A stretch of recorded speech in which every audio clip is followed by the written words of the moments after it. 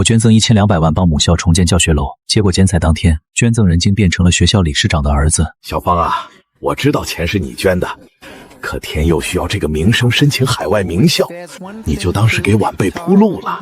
我气笑了，想拿我的钱给你儿子做嫁衣，行啊，那我今天就把这嫁衣变寿衣。原来去年11月，学校基金会负责人联系到我，说老教学楼存在重大隐患，急需重建，谁为事业有成的校友？我毫不犹豫地捐了1200万。在这笔资金的支持下，新教学楼顺利竣工，而我作为金主也受邀参加剪彩。母校的蓬勃发展离不开优秀校友们的慷慨支持，这座崭新的教学楼就是我们杰出校友爱心奉献的结晶。然而在校长一番慷慨激昂的演讲后，一位身穿定制西装的年轻男人却站到了 C 位。这人我认识，赵天佑，校长赵德海那个不学无术的儿子，去年才从这所学校毕业，听说去了国外某个野鸡大学混文凭。不过他为什么会站在这里？似乎是察觉到我眼底的疑惑，一旁眼镜男意有所指地解释道：投胎也是门技术活啊，看见没？那个就是赵校长的儿子，听说捐了1000多万给学校盖教学楼。你说什么？他捐的？突然一股不好的预感在我心底涌起。随着剪彩仪式正式开始，覆盖在捐赠牌上的红布被司仪小心揭下，露出上面那扎眼的几个字：赵天佑。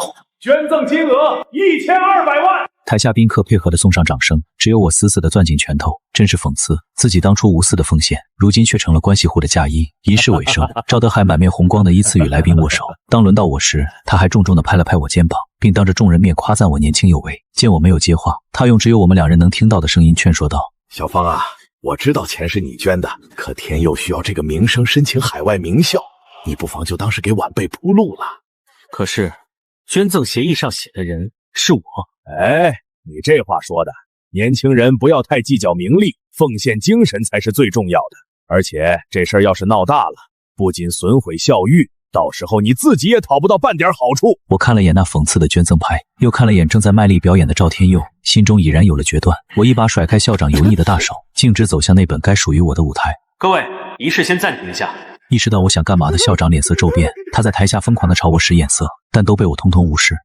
各位，我叫方明，在这里我有问题想请教赵校长。这栋由我投资捐建的教学楼，为什么捐赠牌上写的是别人的名字？真的假的？有人冒名顶替诈捐？眼看场面即将失控，校长发了疯般扑上来想将我拽走，然而我不仅灵巧地躲过了偷袭，还顺手将手机上的资料投屏到大荧幕上，上面显示的正是我给学校的转账凭证，累计金额1200万，汇款人皆为我司账户，而收款方正是校方基金。在这白纸黑字的证据下，台下一片哗然，教育局的领导们更是脸色铁青，唯有不嫌事大的记者争先恐后地架起相机拍摄，生怕错过这则劲爆消息。见状，赵天佑整个人都慌了。这记录一定是伪造的，我爸说过，这是我和方明联名捐赠，我只是作为代表出面。明明所有捐款都出自我手，这算哪门子联名？你说是吧，赵校长？一时间，所有人的目光都看向赵德海，只见他面色惨白，脸上的肥肉因恐惧不断发颤。这一定是工作人员录入错了信息，我们一定会严惩相关人员。这绝非失误，而是偷。我毫不留情地拆穿了他的谎言，并当着台下众人郑重宣布：鉴于校方对捐赠资金存在严重的管理问题，我将正式撤回全部捐款。若是1周内款项没有原路返回，我们法庭上见。方明，敢坏我好事，我们走着瞧。等我回到住宿的酒店，学校捐款被冒名的词条已经冲上热搜，帖子下面光是评论就有数万条之多。然而这才仅仅是个开始，很快就有热心网友上传了当时的现场视频，甚至还把赵天佑本人的社交账号扒了出来。点进主页，里面无一例外全是炫富视频，一时间舆论被彻底引爆。那个赵天佑去年才毕业吧？哪来这么多钱？楼上不懂了吧？这就叫拼爹。你们说，这些钱也不会是黑来的吧？有道理，建议有关部门严查。与此同时，我接到一通陌生来电，对方自称是第一中学副校长李国华，想约我出来当面解开误会，但被我直截了当的拒绝了。谁知道这个是不是给我下的圈套？见软的不行，对方也干脆摊牌不装了。年轻人不要意气用事，赵校长在教育系统这么多年，积累的人脉关系可不是你能抗衡的。李副校长，你是在威胁我吗？不，我只是提醒您，凡事好商量。比如，只要您配合学校发一个联合捐赠声明，学校可以给您颁发名誉教授品质，这将来对你公司也有好处。3年了，还是一点没变的。方先生，您这话是什么意思？3年前，有个学妹父亲重病拿不出手术费，在学校论坛发帖求助，结果却被以影响学校形象为由删帖。尽管之后同学们私下给她凑了1万块，但这些还远远不够。无奈她最终只能辍学打工。我之所以给紧急救助基金捐款，就是不想让同样的悲剧再次上演。现在看来，我不仅错了，还大错特错。方先生，那些事都过去了，1周内退钱，否则我就把所有证据打包发到网上。等等，我不再给对方狡辩的余地，直接挂断了电话。也是这时我才注意到，我后台收到了许多老同学的消息，有为我的行为点赞的，也有担心我会不会遇上麻烦。其中一人还发来一张赵天佑朋友圈截图，配图是他站在一辆奔驰大 G 旁边的自拍。总有小人眼红别人的成功，造谣生事，可笑。都这时候了，还这么高调，我反手就将截图保存下来。这时又一个电话打了进来，刚一接通，手机那头就传来赵天佑的怒吼：方明，我劝你老老实实配合我爸发一条联合捐赠声明，否则我让你公司明天就开不下去。说完了。你他妈什么态度？你爸1个月工资2万，你刚毕业哪来100多万买大 G？ 方明，我已经在去找你的路上了，我要让你走不出这个城市。好，我等你。万豪酒店1806房，记得多带几个人，不然不够看。大约10分钟后，敲门声响起，我透过猫眼观察起外边情况，2个彪形大汉加上赵天佑，一共3人。哟，来得挺快啊！方明，别敬酒不吃吃罚酒，马上给媒体发道歉声明，就说是误会，承认是你搞错了。哼，那边的哥们儿，他给你多少钱？突如其来的问题听得壮汉一愣，但还是如实的说了个数5000。哼，才5000，把这黄毛扔出去，我一人给1万。2名壮汉犹豫的看了看我，又看了看赵天佑。现结？当然。你们敢！对不住了，赵公子，他给的实在太多了。你们，我爸是赵德海，信不信我让你们吃不了兜着走？期间任凭他怎么吼叫，却还是被那2个打手无情的丢进了电梯，赶走了烦人的苍蝇后，我躺在沙发上长长的舒了口气，心说终于清静。片刻后，我的手机收到了银行的转账通知，1200万元整，同时门缝底下塞进来一张纸条，上面打印着醒目的4个大字：见好就收。我不屑地把它揉成团丢进垃圾桶。见好就收，好戏才刚刚开场。是方明先生吗？这边是市纪委的。关于赵德海的问题，明天上午请您过来一趟。次日一早，我按照约定准时来到市纪委大楼，出来接待我的正是昨天电话里的那位。请问是方明先生吗？我叫李振国，幸会。简单的寒暄几句后，对方便带我到会议室谈论正事。他先是询问起仪式当天的具体经过，我则详尽叙述了事件的前因后果。为了证明自己说的都是事实，我还播放了段录音作为佐证。天佑需要这个名声申请海外名校，你不妨就当是给晚辈铺路了。这个作为重要证据，我需要拷贝1份。至于赵天佑保送的内幕，你知道多少？抱歉，这方面我并不清楚。是吗？听说那1200万已经退回去了，比要求的期限提前了6天。您认为他们为什么这么着急？做贼心虚罢了。如果真是简单的信息录入错误，他们完全可以慢慢核实。可昨天副校长李国华给我打电话，警告我别将事情闹大。之后赵天佑还带人到我酒店闹事。李振国眼神一凛，手中的笔顿了顿。带人闯房间，涉嫌暴力威胁。对，他带人威胁我发虚假澄清声明。不过我用了点超能力，那2个打手就很敬业的把他们的雇主扔了出去。听到这话，原本一脸严肃的李振国嘴角狠狠抽搐了2下，记录下详细情况后，他问了个别有深意的问题。除了这1200万，您还了解赵德海其他方面的问题吗？比如学校财务问题、基建采购、人事任免。他每说一个词就会停顿一下，然后观察我的反应。见我一一摇头，李振国的神情明显有些失落。其实我这儿还接到了其他人的举报，但都因缺少证据，没法实施进一步行动。他那草包儿子或许是一个突破口。赵天佑经常在朋友圈发一些炫富的内容，那些豪车豪宅显然远超赵德海的合法收入。看着那一张张奢靡的照片，李振国的表情越发严肃。感谢你提供的消息，我们这就派人去核实。临走时，他郑重地递给我一张私人名片，以便有情况时可以及时联系。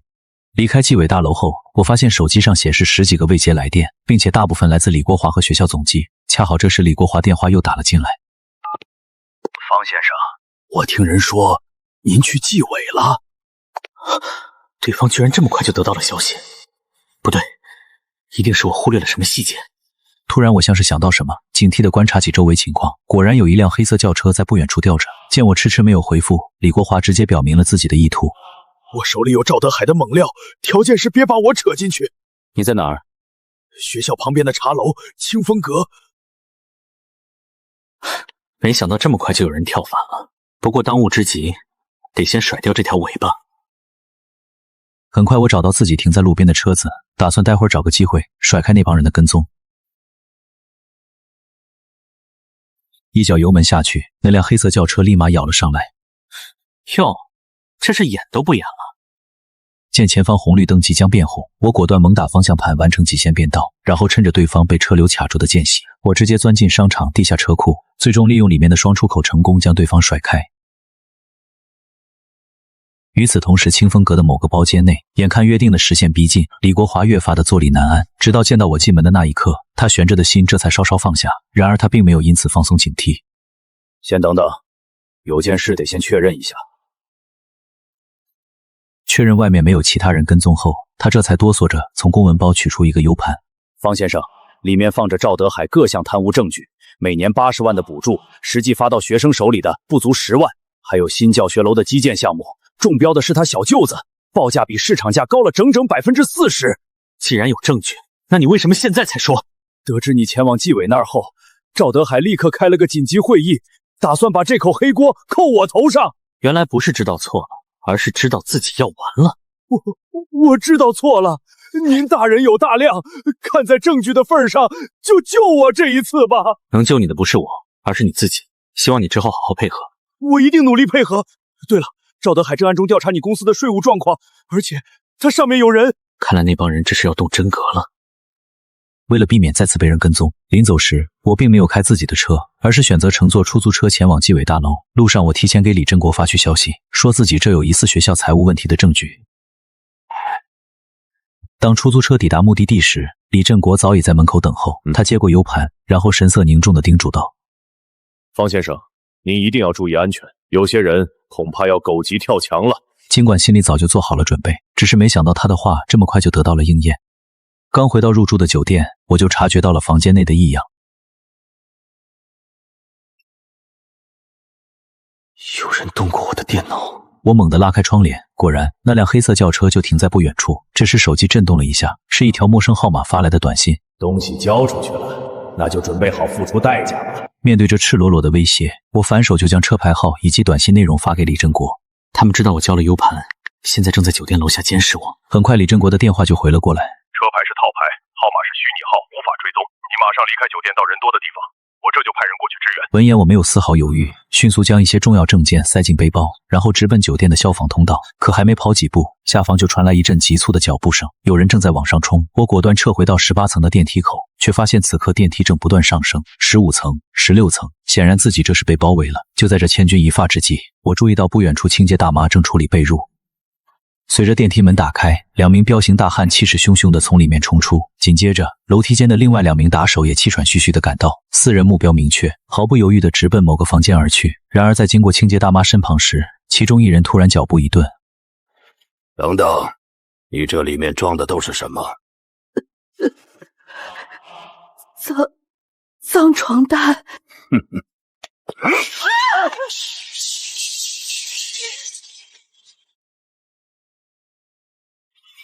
奇怪，不在，难道我想多了？与此同时的员工专用货梯内，我心有余悸地摸着自己那狂跳的心脏。还好那帮人算漏了一步，不然这次真栽在他们手里了。然而对方的反应比预想中的还要迅速，我刚跑出酒店没几步，那几个壮汉就像疯狗一样咬了上来。想到先前李振国的提醒，我转头冲向距离这最近的商场，得益于周末人流量大，很快我的身影就消失在了人群中。不过我并没有掉以轻心，而是立刻躲进了一家服装店的试衣间，然后告知李振国自己现在的处境。片刻的等待后，对面终于有了回复：商场2楼中庭，灰色夹克，那是我同事王警官。于是我谨慎地从试衣间探出脑袋，等确认那帮人不在附近后，这才小心翼翼地赶往2楼中庭。跟我来。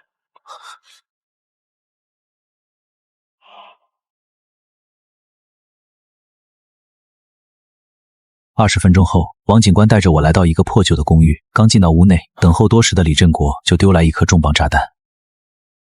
2个小时之前，李公华出车祸了。那他人呢？轻伤，但人被吓坏了。说着，他将几张事故现场照片摔在桌上，渣土车侧翻，刹车痕迹却只有2米。这根本不是意外，是灭口。就因为那个 U 盘。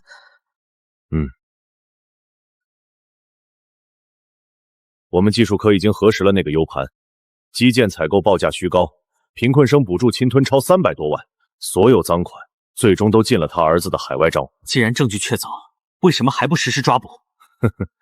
因为这老狐狸装病住院了，想以此拖延时间。对了，还有一件事儿，医院的李构华点名要见你，说是关系到3年前那所学校里一个辍学的学生。难道是他？深夜病房内，见到我们的到来，李国华面露苦涩。我本以为最多也就是丢工作，没想到他们竟想要我的命啊！所以有些事我也没必要再替他们瞒着了。关于3年前那个叫陈小雨的学生，当初他向基金会申请了2万块救助金，但最后被赵德海以不符合条件为由驳回了。可事实上，那笔钱是被他挪用，转给了他侄子赵德强开的一家装修公司。那陈小雨的父亲呢？因为没钱透析，活活疼死在了家里。这已经不是贪污，这是在吃人。我看着窗外漆黑的夜色，眼神冰冷。王警官，走，去那家装修公司。现在？大晚上？正因为是晚上，才能看到那些见不得光的东西。深夜11点，建设路38号德新装饰，这里便是赵德海的黑窝点。王警官想要跟我一起上去，但被我拦住了。毕竟只有我只身前往，那帮人才会露出獠牙。保险起见，我把手机调到拨号界面，以便紧急情况可以迅速呼叫王警官支援。随着一切准备就绪，我按响了门口的门铃。你谁啊？告诉你们老板，就说方明找他。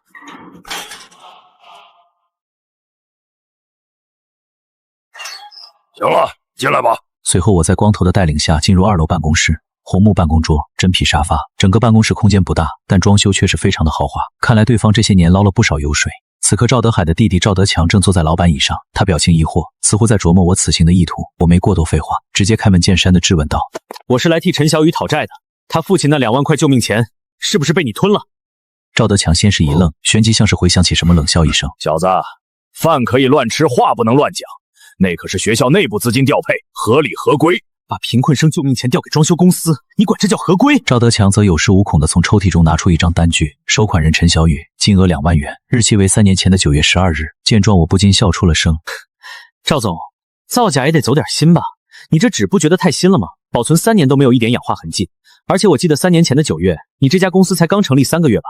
注册资本50万，这一笔毫无回报的捐款，就占了你4%的本金。你当税务局是傻子？哼，小子，知道太多的人通常活不长，信不信今晚让你走不出这个门？面对着赤裸裸的威胁，我连眼皮都没眨一下。这条街所有商铺的监控都直连派出所，如果我没从这儿出去，你猜楼下的王警官会不会派人支援？赵德强立刻打开门口的监控，果然在屏幕中看到王警官的车。说吧，你到底想要什么？我要你这3年来赵德海从学校挪给你的所有资金流水。不可能，那些账一交，我和他都得死。李国华已经把你哥卖干净了，你现在交那叫戴罪立功，等赵德海被抓了再交，你就是共犯。那些钱不止我一个人拿了，里面牵扯到许多人，给了你，那些人能弄死我全家。你以为他们会保你？等真出了事儿，你就是那只替罪羊。最终赵德强咬了咬牙，从保险柜拿出一本黑笔记本。这是复印件，想要原件，给我50万美金送我出国。你觉得可能吗？这就不关我的事了。你们抓不到我哥的核心证据，最多也就让他降职。等缓过来后，你猜他会不会向你动手？这时我看了眼手机，发现已经过去15分钟，于是我选择将计就计，先暂时答应对方的条件。一回到公寓，我就将事情的经过告诉了李振国。他沉思了会儿，坚定道：明天你去交易，我们会安排人跟着，等拿到原件立刻抓人。如果他发现是陷阱呢？那他就拿不到钱，到时候也跑不了。在这之后，我们就明天的计划进行了详细的商榷。等我回到李振国准备的住处时，已是凌晨2点。我刚躺上床，手机却响了起来，又是一个陌生号码。接通后，电话那头传来赵德海阴沉的声音：“方明，我给你2000万，然后拿着钱滚出这个城市。”赵德海，你觉得2000万能买回一条人命吗？电话那头沉默了很久，最后传来一声轻蔑的冷哼：“那是意外，只能怪他自己命不好。”这一刻，我更加坚定了送赵德海进去的决心。第二天晚上11点，我拿上装满50万美金的背包，只身走进德新装饰。行了，进来吧。此时2楼办公室内，除了赵德强和那名光头保镖外，还多了一个戴着眼镜的男人。这个是张律师，是这场交易的见证人。这是你要的所有原始账本，包括陈小雨的那笔。钱带来了吗？我拉开背包拉链，露出里面成捆的美金。见状，赵德强眼底是藏不住的贪婪，他刚要伸手去拿，我却猛地把拉链拉了回去。你这是什么意思？你得先证明这些原始账本是真的。张律师可以作证，他是专业的。谁知道是不是你们找人假扮的？我要验牌。张律师犹豫了一下，然后从口袋中拿出自己的律师证，照片是他本人没错，从属机构正平律师事务所。看到这，我冷笑一声。刘正平，没记错的话，他应该是赵德海的大学同学。你什么意思？我的意思是，这场交易本身就是个局。赵德海让你假装跟我交易，等我拿到这些伪造的原件，你们就会报警告我敲诈勒索，然后让张律师出来指证，说是我逼迫你们交易的。最后我进监狱，你们洗白。我说的对不对？你胡说八道！我有没有胡说，你心里清楚。见谎言被无情戳穿，赵德强当即恼羞成怒。光头，动手！守在一旁的光头立刻掏出折叠刀，然而那冰冷的刀尖对准的却是赵德强。你收买了他？是你哥收买了他。毕竟只要你还活着，对你哥就永远是个威胁。只有死人才能保守住秘密。说完又给了光头一个眼神，他自己则先走一步。显然从始至终只有赵德强被蒙在鼓里。他无力地跌坐在沙发上，嘴里不断嘟囔着不可能，似乎是为了证明一切都是谎言。他颤抖着拨通了赵德海的电话。钱拿到了吗？拿到了。很好，哥已经帮你安排了去处，到时候跟你保镖走就行了。你不仁，就别怪我不义。我要自首，我要举报赵德海。城南老机械厂家属区3栋2单元401，真账本和受贿名单都在我老婆那儿。帮你可以，前提是得先确认账本是真的。拿到关键地址，我立刻将此事汇报给李振国，并让他们派人接手赵德强这个污点证人。等做完这些，我这才看向依旧持刀的光头。兄弟，收手吧，楼下全是我们的人。而且就算你侥幸逃脱，以赵德海的狠辣，你觉得他会放过你吗？光头握刀的手紧了紧，额头冷汗直冒。他不是傻子，赵德海的狠辣他也是看在眼里。于是他松开了手里的折叠刀，然后识相地推到了墙角。5分钟后，两人被李振国的人押上了警车。与此同时，城南机械厂那边也取得了进展。赵德强老婆很配合地交出了所有资料，其中就包括了那份绝密名单，里面一共17人。看着这份沉甸甸的铁证，李振国眼神坚定，发誓一定要将这些蛀虫绳之以法。然而王警官的一通紧急电话却给在场的人泼了盆冷水。李队，不好了，赵德海在刚刚不见了。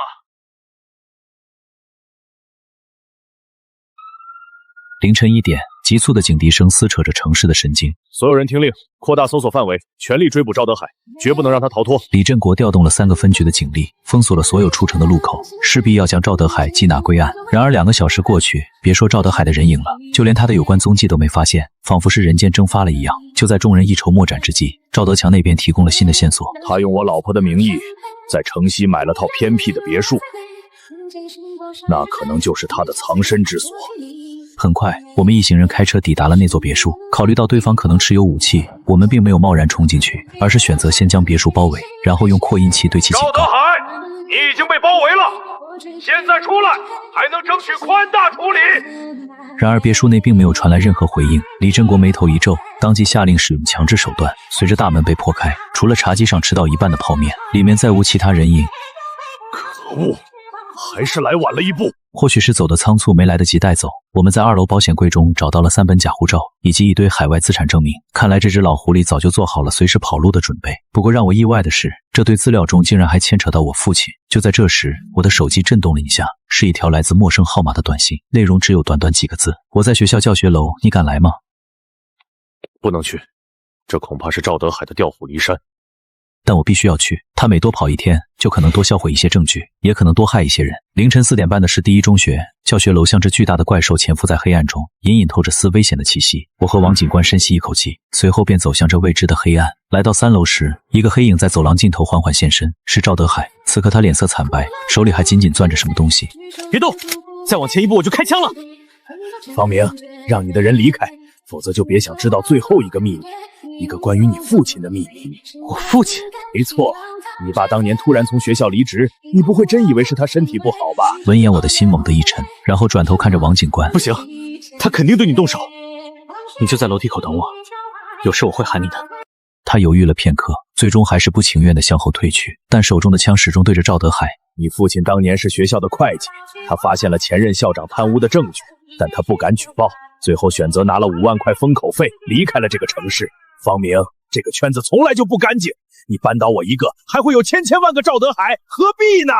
别演了，要不是刚才我在别墅保险柜的夹层里找到了当年那封没寄出去的举报信，我还真信了你的鬼话。他当年根本就没收那个校长的钱，他之所以离职，完全是被你们这帮人逼走的。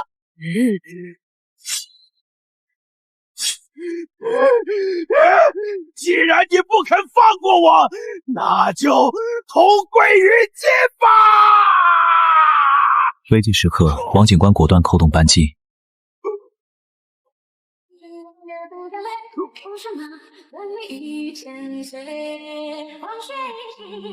好在击中的是肩膀，暂时没有生命危险。看着涌进来的特警，血泊中的赵德海发出凄厉的惨笑。方明，别高兴得太早，这个游戏从来就没有赢家。不，正义才是唯一的赢家。快送去医院，别让他死了，留着活口接受审判。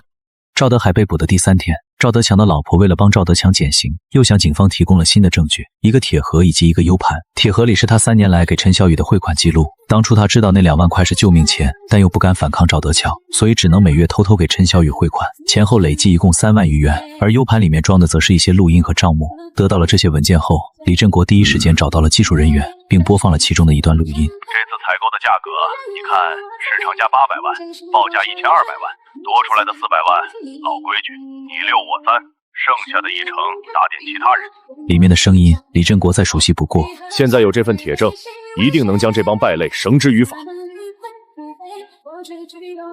1个月后，在我的推动下，市第一中学设立了新的助学基金。那个曾经辍学的陈小雨，如今穿上新校服重返校园。路过捐赠牌时，她对着牌匾深深地鞠上一躬。此刻女孩的脸上不再是绝望和泪水，而是久违的青春和朝气。与此同时，候机大厅的巨幅屏幕上，午间新闻正在播报这起轰动全城的重案。本台最新消息，备受关注的市一中特大教育腐败案，今日在我市中级人民法院进行1审公开宣判。主犯赵德海及其背后的保护伞共计17人，现已全部落网，判处有期徒刑15年，并处没收个人全部财产。